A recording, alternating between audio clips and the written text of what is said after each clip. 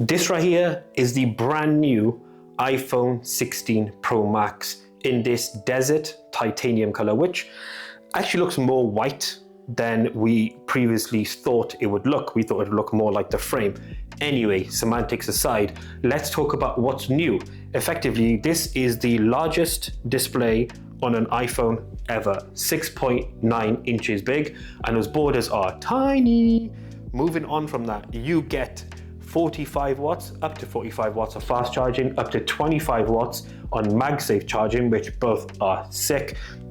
8 gig of RAM, and then a larger battery. All those components, as well as refinements in the cameras and the battery life itself, make the iPhone 16 Pro Max possibly the best ever iPhone. But what you'll probably learn throughout this review is the update to this particular Pro Max model and the Pros in general is minor, not large. But the 16 Pro Max, we know what it is, but is it any good? Let's find out. So before we talk to you about design, OS, cameras, etc., one thing you don't get when you unbox the iPhone 16 in any series is something to protect your phone.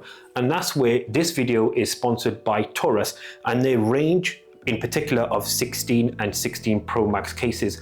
We will have a dedicated video to show you everything in terms of the cases that are available. But here's just a quick sample. You've got a gray with a built-in stand, fully adjustable as well. You've got a black, again, fully adjustable, and then a clear, all MagSafe compatible. And they even do a desert titanium style case as well, where the stand does actually flip out and then you can adjust what you'd like in terms of how high or low you want it to sit, which is pretty sick. You get really good military grade protection as well, and all the buttons are accessible, including the camera control button, which I'll click here and takes you straight to camera control, which gives you an idea as to how well these are built.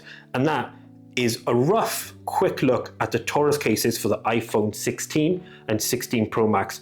Check the link in description if you were interested in getting any of these, as well as the really high-end, scratch-resistant screen protector for the 16 and 16 Pro Max. So let's talk design, OS, performance of the 16 Pro Max. The main thing, as we said from the start of this review, is there's no major changes here. Essentially, there are refinements. Screen's grown from 6.8 to 6.9 inches, and it is reflective in its size. It's about yay bigger, which has been achieved in a number of ways, especially with the shrinking of the bezels around the screen. This is actually the thinnest bezels ever on any iPhone ever made, which is sick. Then when you look at other components, obviously new color, and this is a desert titanium color, which looks really good, but it's quite white compared to what I would associate with the color desert.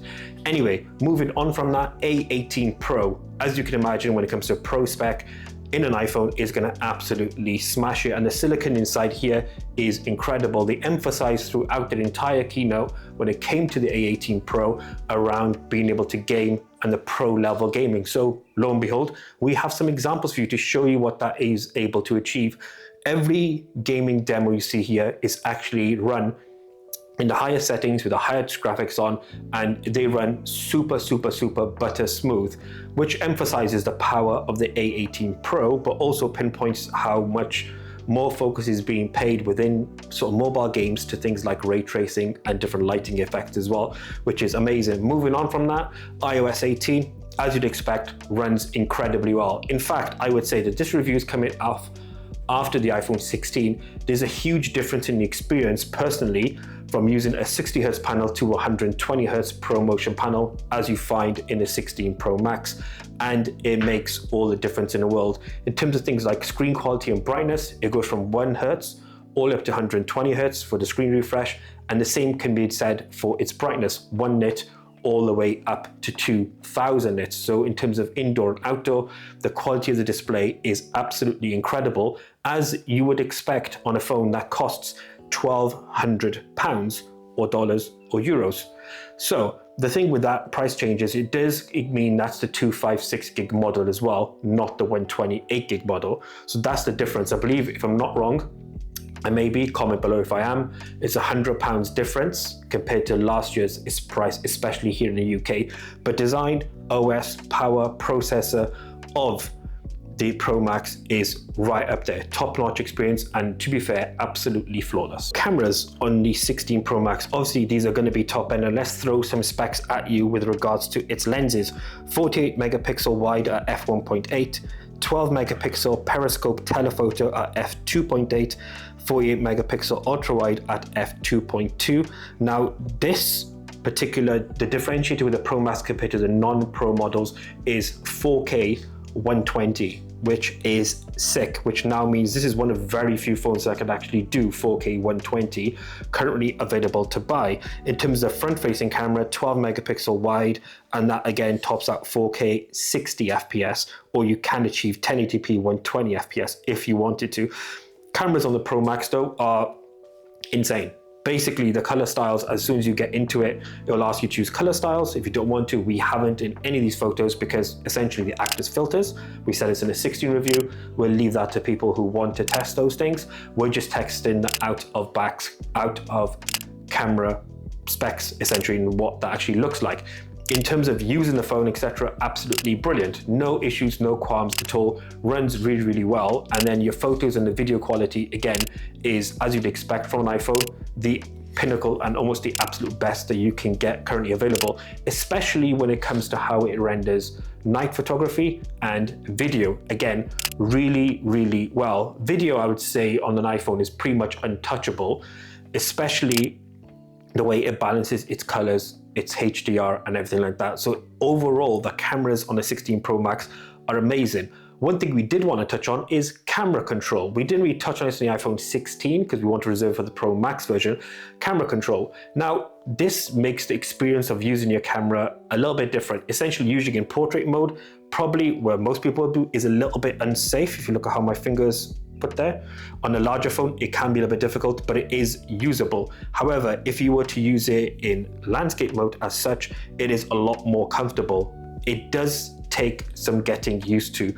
I think naturally people may use it when they first get the phone for a short while and then forget all about it and use the default software that's built in. When you do switch to camera control, it does actually give you a full screen preview, and those options to use the actual phone's on-screen buttons technically disappear, but they reappear if you touch the screen and you want to use them again.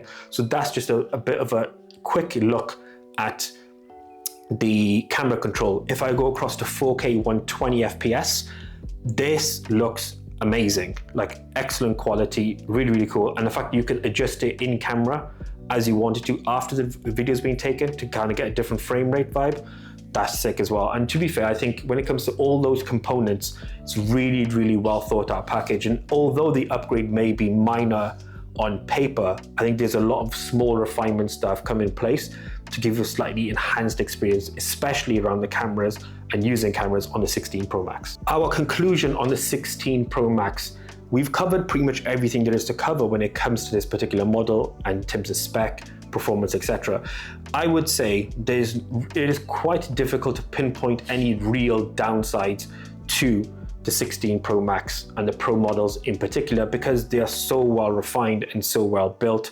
They feel great, they look incredible, and the new colors are a massive win as well. Plus the addition of things like 45-watt charging, MagSafe for 25 watts, all those are a really, really good plus point.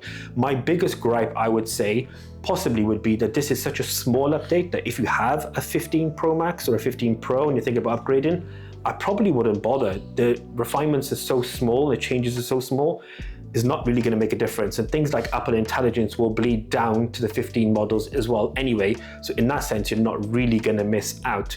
So is there an incentive to upgrade from a 15 Pro and Pro Max to a 16 Pro and Pro Max? No, unless you're a super, super yearly cycle Apple enthusiast. I wouldn't bother. I'd leave it, keep your phone because it's still great, and go and change maybe next year if you wanted to.